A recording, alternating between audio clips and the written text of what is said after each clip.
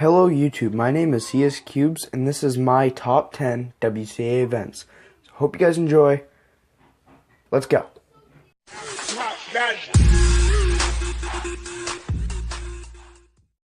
Now, the number 10 of my top 10 WCA events is 7x7. Now, I don't actually own or compete in 7x7, so why I like this one is a little bit different. I don't actually like big cubes to solve on, but I do like big cubes because it's impressive to see people solving a freaking 7x7 in 30 seconds like Felix Zemdegs.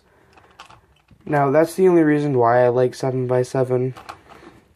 It's not very good to solve on, in my opinion anyway, but that's the one thing that keeps me enjoying it, is Felix Zemdegs solving a 7x7. Number 9 on my list of top 10 WCA events is Mega Minx. Now, the reason I like Mega Minx is because you can be bad at Mega Minx and still feel good that you can solve one. Like, Mega Minx is a big cube. Like, feels big, but it's simple at the same time. It's not very difficult to solve a Mega Minx at all. And that's why I like it, is because no matter how good you are at the event, you still feel good because you're able to solve a big cube. Now, I don't know if it's like that once you get really good. Mega Minx isn't the event I'm best at, not by any means at all. But, nonetheless, still a good event. Next event, and I know a lot of people are going to disagree with me, is Clock. Now, Clock is one of my favorite events of all time. Well, number 8. And that's simply because it's so hated. Like, Clock is hated so much that nobody, like, it's kind of become, like, sort of a meme in the Cuban community, at least, to hate Clock. And that's because a lot of people don't think it's a very good event. Most people actually hate Clock. But the thing with Clock is, because it's so hated, and once you finally get one, you play with it and you're like, oh, this is gonna suck, this is gonna suck. And it's not actually bad. So, because of its hate, is what makes Clock a good event. The focus isn't letting you guys see that. They'll get it out of there. But the time is 49:70. Number 7 is multi-blind. And I don't actually know how to solve blind, so I'm just solving regularly on 2 different cubes for now. But there's a few reasons why I like blind. First, it's the only event that doesn't revolve around your speed. Multi-blind is all about how many cubes you can solve without being able to look at them while you're solving. So nothing has to involve with time, which is really good for people with anxiety, especially because they can't see all the people around them and they're not being timed, so they don't feel under pressure. So if you're anxious, multi-blind is something that you can get very good at and still attend competitions and be fine. I know at my first competition, I have a lot of anxiety, so that was hurting me, and it was making my times worse than they are at home.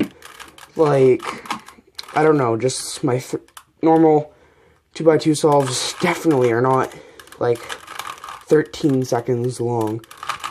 It was just anxiety that got a hold of me that competition. But with multi-blind, there is no anxiety there. So I like it more of a personal reason rather than actually liking it as an event. But nonetheless, multi-blind comes in at number 7.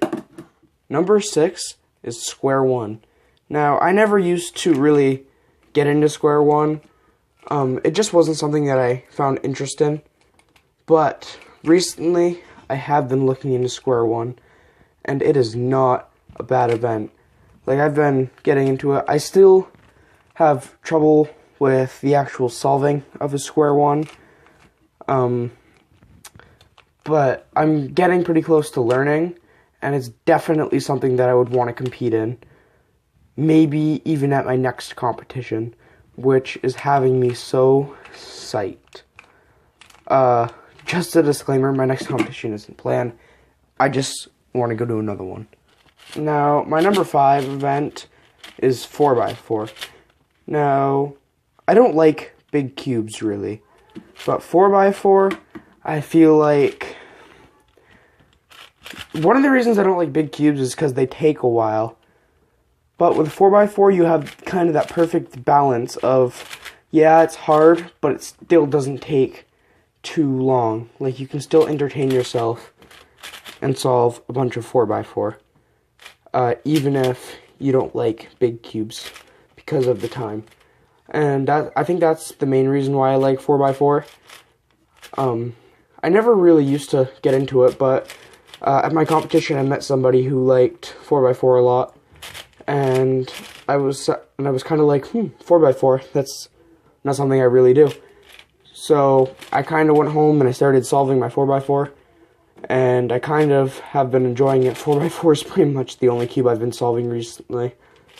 I still solve all the other ones on this list daily, but still, the 4x4 I've been solving more than most. Next is Scube. And let me just tell you now, these next 4 I love with a passion. Scube is amazing. Like, it's not a cube shape. Like, it's different. It's not normally what you would see in a cube. It turns oddly. The method is odd to solving it. Heck, there's even different notation. So it's kind of a change up if you're feeling like, 3x3, tired of, 2x2, tired of it. Scube is something that feels completely different to solve. It's amazing. Like, I would say Scube is by far one of my favorite non-cubic events. Next event is 2x2. I love 2x2. It is probably, well, it's my 3rd favorite event of all. And there's a few reasons for that. One, it's simple. Like, there's only 5 algorithms in the Ortega method, which is currently my main method. I am in the process of learning CLL. But, you know, for right now, there's not a lot to it, and secondly, it doesn't take up a lot of time. Like, you can just fidget with the 2x2 and have it solved, and fidget with it for maybe 20 seconds maximum, and you have it solved again. So it's a pretty good cube to bring out, and a lot of people, it doesn't really draw that much attention because it's only a 2x2, not a regular Rubik's Cube, so there you go. And it comes in at number 3. Coming in at number 2 is 3x3. And I like 3x3 because of the nostalgia that I have with it. Now, I think everybody, almost just about everybody, when I say this, can relate. 3x3 is the first puzzle you ever learn to solve, and cubing is one of my passions in life. It's something that I want to become really good at. I'm not planning on making a career out of it, but maybe I could get that far. But it was the first cube that I learned to solve, and it started my love and passion for Rubik's Cubes in general. And it comes in at number 2. And now, for our number 1 spot. Anyone who's ever been to my channel before knows what this cube is. I bet you 100% they know. I love the Pyraminx. Now, I love the Pyraminx, and I don't know why. It's just so freaking amazing. I can play with this thing 24 hours a day and not get bored of it. It's pretty simple to learn. I only use 5 algorithms. Again, I'm in the process of learning Oka method, which is fun. It's one of the only cubes that I can solve all day and not get bored of it. It doesn't make my hands ache as much as cubic puzzles. And one of my favorite YouTubers, DG Cubes, he was really the guy who started my passion for this cube. He's actually ranked at 8th in the world, and I want to kind of get to that level in this event because it's just so amazing. That being said, hope you guys enjoyed. I will see you the next time. Bye-bye.